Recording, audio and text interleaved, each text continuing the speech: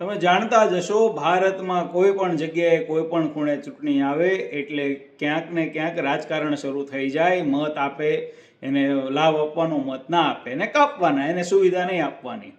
પણ પહેલી વખત એવું થઈ રહ્યું છે કે વકીલ મંડળની ચૂંટણીમાં એક સિનિયર વકીલ મત નહીં આપનાર કે મત નથી દેવાના આ વ્યક્તિ એવી જાણ થતાં એક જુનિયર મહિલા વકીલને કેવા ધમકાવે છે એનું આ રેકોર્ડિંગ હું તમને સંભળાવું છું. હા, સુરતના કઠોર બાર એસોસિએશનના પ્રમુખ હરેશ નાકરાણી એક જુનિયર લેડીઝ વકીલને એવી રીતે ધમકાવે છે કારણ કે એમને ખબર પડી ગઈ છે કે આ જુનિયર વકીલ છે એ પોતાને બાર કાઉન્સિલ ઓફ ગુજરાતના ઇલેક્શનમાં જે ઊભા છે એમાં વોટ નથી દેવાના.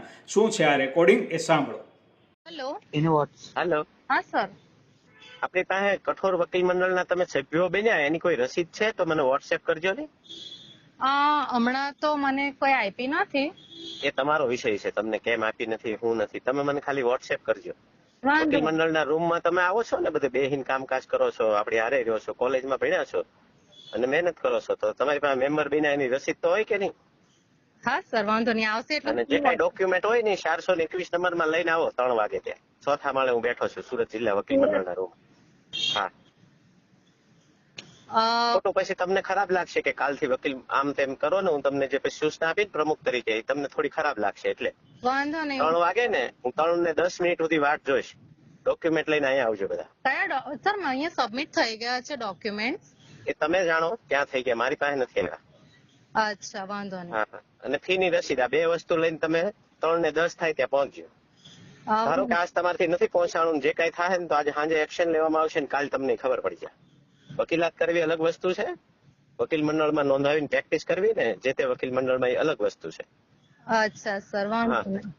હા, એટલે થોડાક 2-3 સિનિયરો હોય ને એની પાસે ચર્ચા કરો, કયો ડોક્ટર સારો કહેવાય, કેવી રીતે અચ્છા. સારવાર કરાવે એમ કયો ડોક્ટર, કયું વકીલ મંડળ, આપણે ક્યાં વકીલાત કરીએ છીએ, કઈ કોલેજ હોય આપણી, આ બધી ક્ષમતા આપણા મગજમાં હોવી જોઈએ, ઉંમર પ્રમાણે આવડત આવે ને એ પ્રમાણે. અચ્છા સર, વાંધો નહીં. આજ અંધારું થાય ને ત્યાં ખબર પડી જાય તમને બધી ક્ષમતા. જો આ ભૂલ કરી 3 ને 10 પહેલા મળવામાં મોડું કર્યું ને તો કામગીરી શરૂ થઈ જાય અત્યારે ઇમિડિયેટ થઈ જાય. થઈ તો ગઈ જ છે, ખાલી તમને કહેવા વાકે બાકી રાખ્યું છે. તમારો વિષય છે ક્યાંથી ફોર્મ લેવું, ક્યાં કાગળો પહોંચાડવા, રસીદ મને વોટ્સએપ કરવી. વાંધો નહીં સર, હું તમને ઇન્ફોર્મ કરું.